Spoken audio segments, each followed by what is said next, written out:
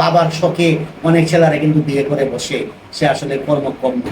আর আমাদের এই সমাজে বর্তমানে আর্থিক সমস্যায় ভোগান্তিতে যারা আছে তাদেরকে অধঃপতনে চলে গেছে, এমনটাই সমাজ বলে।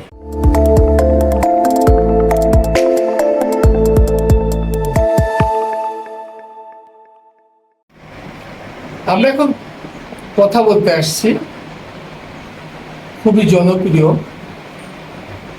বিশিষ্ট কবি, কলামিস্ট এবং সমাজের সকল বিষয়ে উন্নয়নমূলক কর্মকাণ্ডের এক প্রতিচ্ছবি, যার নাম না বললেই নয়, উনি হচ্ছেন অথৈ নুরুল আমিন। দেখে আমরা একটু কথা বলে আসি ওনার সাথে, আমরা জানতে পারবো সকল বিষয়ে অনেক অজানা কথা।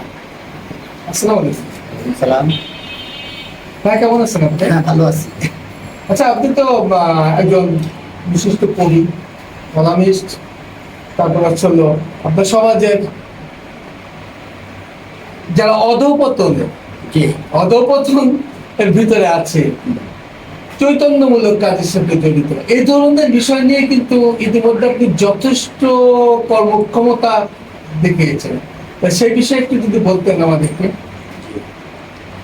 প্রথমেই আমি আমার যে সরজমিন বার্তা দৈনিক সরজমিন জাতীয় তার দর্শক বা পাঠক সবাইকে আমার অন্তরে অন্তঃস্থ জানাই শুভেচ্ছা, ধন্যবাদ, অভিনন্দন। আমি জানি তো অধঃপতন আর চৈতন্য, এটা কিন্তু আসলে খুব একটা গুরুত্বপূর্ণ বিষয় আমরা সমাজে যেভাবে দেখি। আর অধঃপতন আর চৈতন্য, এই দুইটার বিষয়ে আমি যে গবেষণা করেছি সেটা হচ্ছে যে আসলে আমরা যখন বিয়েটা যখন আমরা করি, এই মধ্যবিত্ত পরিবারের যারা বিয়ে করেছে অলস অবস্থায় থেকে, বা সে ইনকাম করতে পারে না, বা তার রুজি রোজগার নাই, বা তার ব্যালেন্সও নাই, বাবা মারও নাই, এরকম অনেক পুরুষ কিন্তু বিয়ে করেছে। বিয়ে করার 20 বছর পরেও দেখা গেছে তার জীবনে আর কোনো উন্নতি নেই, সে যা এনেছে তা খেয়েছে, তাই রয়েছে। এটা কিন্তু একটা অধঃপতন বলা হয়। আর এটা কিন্তু জেনেও করে নেই, অনেক সময় না জেনে করে ফেলেছে। আর চৈতন্য যেটা, যে লোকটা বিয়ের আগেই প্রতিষ্ঠিত হয়ে পড়েছে, বা তার বাবা প্রতিষ্ঠিত ছিলেন, বা সে প্রতিষ্ঠিত আছে, সে বিয়ে করেছে, তার এই চৈতন্যটা কাজ করেছে, তাই সে আর আর্থিক আর্থিক যে সমস্যাটা আর ভুগেনি। আর আমাদের এই সমাজে বর্তমানে আর্থিক সমস্যায় ভোগান্তিতে যারা আছে তাদেরকে অধঃপতনে চলে গেছে, এমনটাই সমাজ বলে। কিন্তু আপনি এটা দিয়ে কাজ করতে যে কি কি সমস্যার মধ্যে পড়ছেন? সমস্যা বলতে আমার তো ব্যক্তি কোনো সমস্যা নেই। আমি গবেষণায় দেখেছি যে আসলে আমাদের সমাজে মায়ের সুপারিশে, খালার সুপারিশে, বাবার শখে অনেক ছেলেরা কিন্তু বিয়ে করে বসে, সে আসলে কর্মক্ষম না। দেখা যায় 2 মাস 4 মাস পরেই তাদের এই সংসারে পাটল ধরে, চাউলানো ডাইলানো এই আনো সে আনো। তো এই যে পাটলটা থেকে তারা অনেক সময় ডিভাইড হয়ে যায়, পৃথক হয়ে যায়, দূরত্ব সৃষ্টি হয়, অনেক সময় বাপ মার সাথে চরম ঝগড়ায় লিপ্ত হয়ে যায়, মনোপূর্ণতা দেখা দেয়। ওইটাকে আমি অধঃপতন বলে আমি ধারণা করেছি। তা আমি মনে করি এই সমাজে যে ছেলেটাকে আপনারা বিয়ে করাবেন সে যেন পুষ্টিত থাকে, তার ইনকাম সোর্স যেন থাকে, সেটা চাকরি হোক, ব্যবসা হোক, বা বিদেশ হোক। তো বিদেশটা আসলে বিয়ে করার পরে চলে যাক, আমি এটা আসলে চাই না। আসলে বাংলাদেশের থেকেই সে যেন কিছু করতে পারে, সেটা শত শত কোটি টাকার মালিক হবে আমি সেটা বলছি না। আসলে দৈনন্দিন যে মানুষের জীবনে একটা চাহিদা থাকে, তার সন্তানাদি হবে, তাদেরকে ভবিষ্যৎ সৃষ্টি করা, শিক্ষা অর্জন করা, এই ধরনের বড় ভালো একটা কাজে যত না যায়, যত পর্যন্ত বর্তমানে ধরেন 30,000 টাকা ইনকাম করতে পারে না যে সন্তান, যে ছেলেটা, তাকে যেন বিয়ে না করা হয়।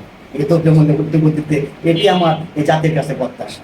এবং এটার জন্য কোনো আপনি যে কাজ করতে যে এটার ভিতরে কি আপনি তাদের জন্য যে কাজ করছেন বা তাদের সামনে নেওয়ার জন্য, শিক্ষা দেওয়ার জন্য এ ধরনের কি কোনো রকমের সহায়তা বা সহযোগিতা করার কি ভবিষ্যতে কোনো পরিকল্পনা আছে কিনা? বা আপনি আমাদের সরকারের কাছে বা জননেত্রী শেখ হাসিনার কাছে কিছু চাওয়া পাওয়ার কিছু ছিল কিনা, বা কোনো সুযোগ পেলে আপনি সামনের দিকে আগাইতে পারবেন, এগিয়ে যেতে পারবেন, এ ধরনের কোনো রকমের চিন্তা ভাবনা আপনার আছে কিনা? ধন্যবাদ, আপনাকে সুন্দর প্রশ্ন করেছেন। আসলে আমি তো 2002 সাল থেকেই আওয়ামী লীগের পক্ষে লেখালেখি করি, রাষ্ট্র উন্নয়নে লেখালেখি করি। তো আমার প্রধানমন্ত্রীর কাছেও দাবি যে প্রধানমন্ত্রীর যে মানে এখন 6 জন উপদেষ্টা আছেন বিভিন্ন ক্যাটাগরিতে। তো এখানে কিন্তু একটা পদ নেই প্রধানমন্ত্রীর দপ্তরে, যেটাকে প্রধানমন্ত্রীর মানব সম্পদ উন্নয়ন বিষয়ক উপদেষ্টা বলা হয়। তো আমি চাই এটা সৃষ্টি করা হোক, আমাকে এই পদে অধিষ্ঠিত করা হোক। আর আমি এই নিয়ে হাজারো কলাম লিখেছি, তার মধ্যে অল্প কিছু ছোট আকারে দর্শকদের সামনে বলছি।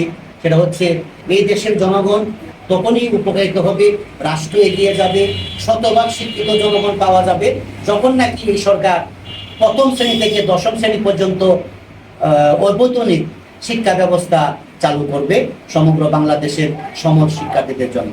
তাহলে এই শিক্ষার মানও ভালো থাকবে এবং শিক্ষা অর্জন করতে মধ্যবিত্ত বা তার নিম্নের যে অভিভাবকরা আছেন তারা ওই টাকার জন্য ছেলেটাকে অন্য কাজে দিয়ে দিবে না, মেয়েটাকে অন্য কাজে দিয়ে দিবে না। আর এই লেখাপড়াটা অভিভাবক একদম খুশি থাকবে। আর যারা শিক্ষার্থী তারাও খুব সানন্দে লেখাপড়া করবে। আমার বিশ্বাস যে এই সুযোগটা কাজে লাগাই, যে আমি লেখাপড়া করে শিক্ষিত হই, যে এখানে কোনো আর্থিক রাখছে না। তো এটা সরকার কিভাবে করবে সেটা আমি একটা পরামর্শ দরকার আছে যে এত বড় একটা বৃহৎ ব্যাপার, 2.5 কোটি বর্তমানে এই প্রথম থেকে দশম শ্রেণীর শিক্ষার্থী আছে বাংলাদেশে। তো ওইটা আমি এর মধ্যে প্রধানমন্ত্রীকে চিঠি দিয়েছি, মাননীয় প্রধানমন্ত্রীর সাথে আমি সৌজন্য সাক্ষাৎ করে যদি করতে পারি। কি কোনো কপি আপনার কাছে আছে যে আপনি জি আছে, একটু দর্শকদের দেখান। জি এই যে আমার এই ধরনের চিঠি দেওয়া আছে। এখন তো বর্তমানে যেটা করতেছি, দেশের তো শেখ হাসিনা স্মার্ট মনো টাকার এই জমি হস্তান্তর সহ আমি এরপরে আমার কিছু চিঠি দেওয়া আছে এখানে। পরিষদেরও কোনো দায়িত্ব পালন করে। হ্যাঁ, তো আমার এখানে এই যে এই চিঠি